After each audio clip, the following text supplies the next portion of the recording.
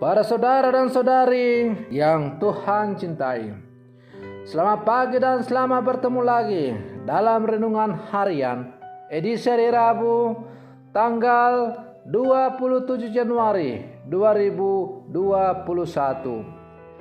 Mengawali hari yang baru ini, kita hendak mendengar dan merenungkan sabda Tuhan.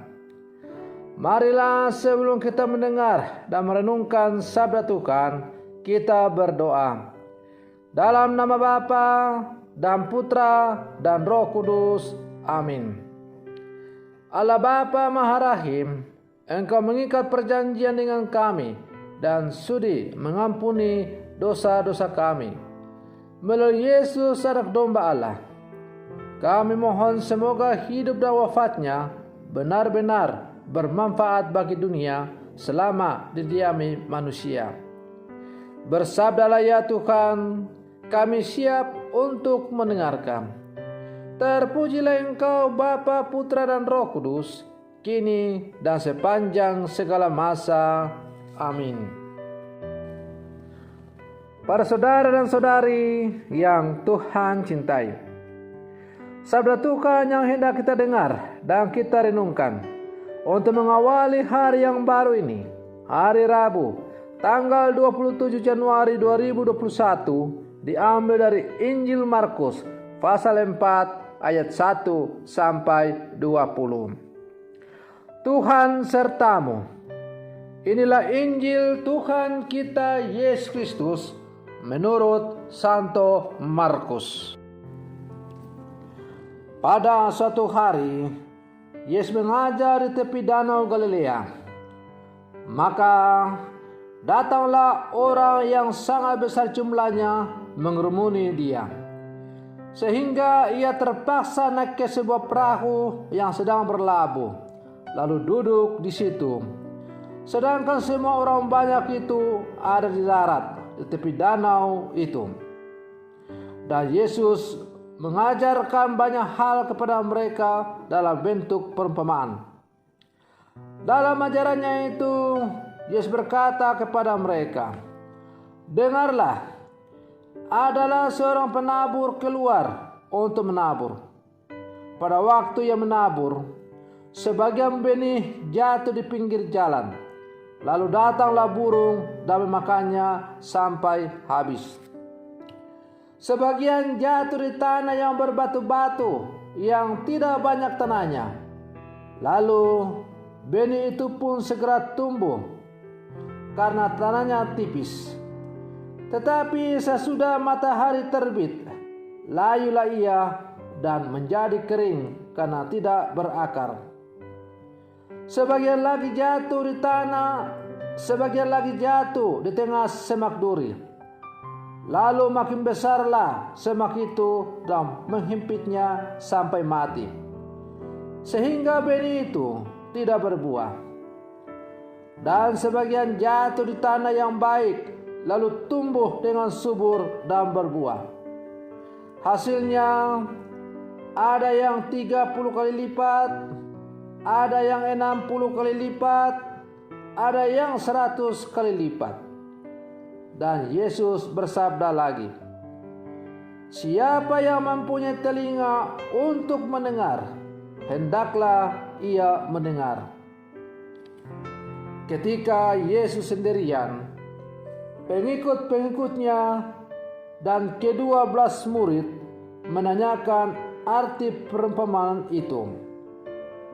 Jawabnya, "Kepadamu telah diberikan rahasia kerajaan Allah, tetapi kepada orang-orang luar segala sesuatu disampaikan dalam perumpamaan, supaya sekalipun mereka melihat, mereka tidak menangkap.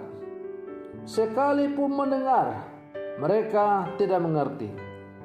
Biar mereka jangan berbalik dan mendapat ampun."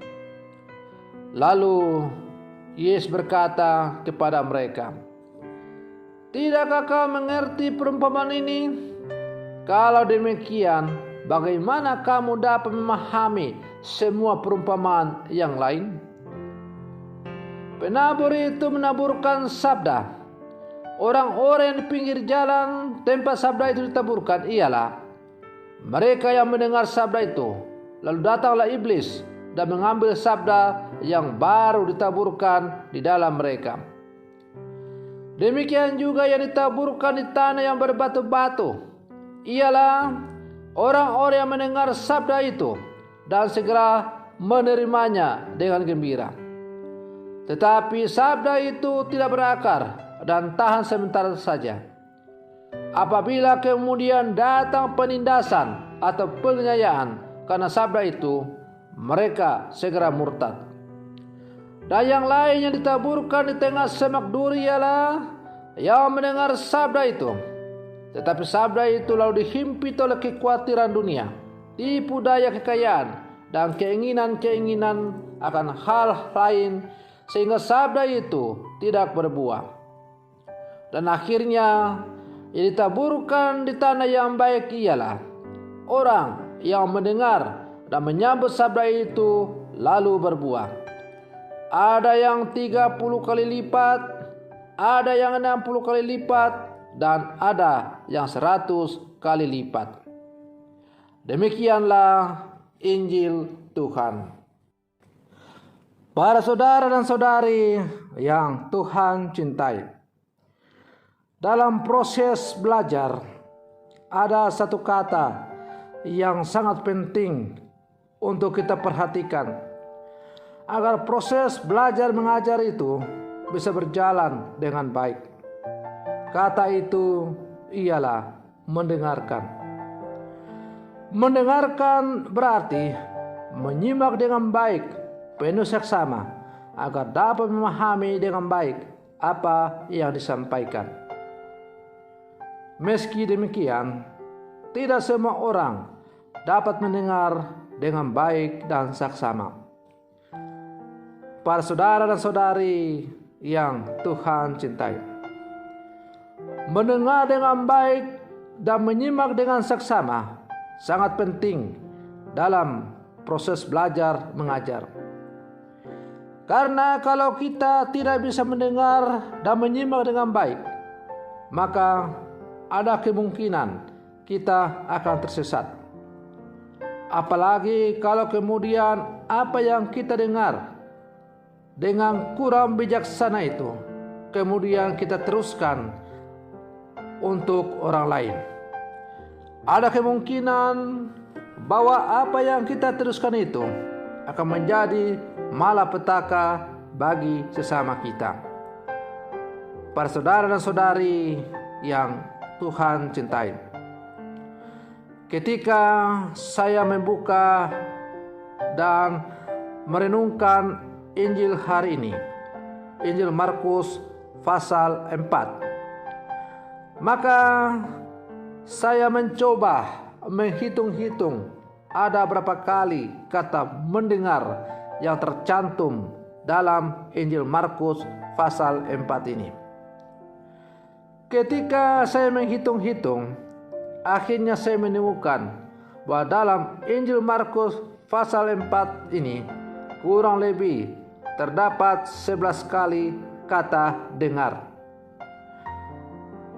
Maka apa yang diminta oleh Yesus supaya kita dengar, kita mendengarkan dengan baik, sungguh amat penting untuk kita perhatikan dalam hidup kita sebagai orang-orang percaya.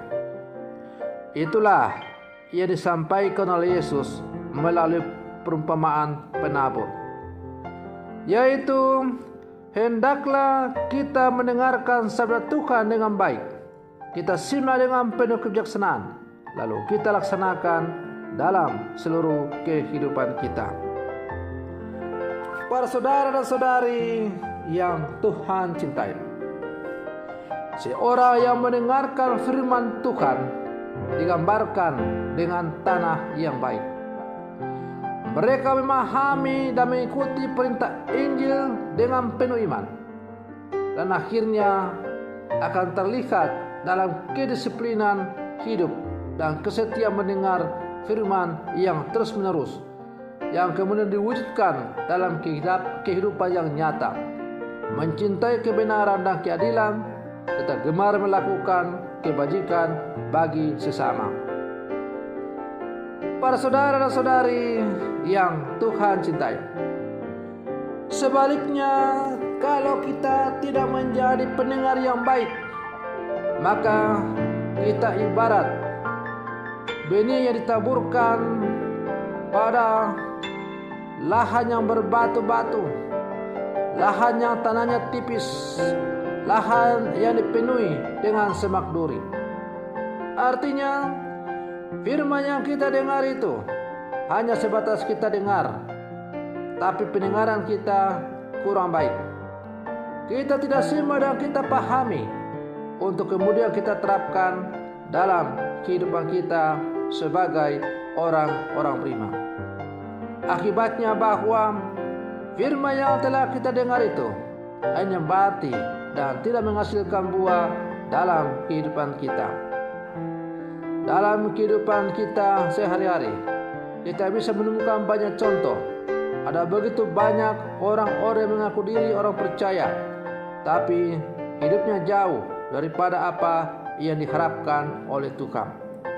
Dia mengaku diri sebagai orang Katolik, tapi hidup dan perilakunya tidak sesuai dengan apa yang diajarkan oleh iman kekatolikan.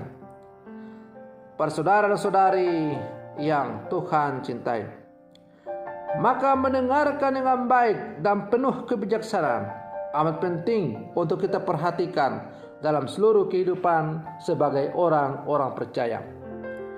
Maka marilah dalam seluruh kehidupan kita terus menjadi pendengar yang baik dengan setia dan penuh kebijaksanaan, agar supaya firman yang kita dengar dan telah ditanamkan dalam kehidupan kita sungguh-sungguh hanya menghasilkan buah-buah yang berlimpah dalam seluruh kehidupan kita sebagai kesaksian hidup kita orang-orang percaya.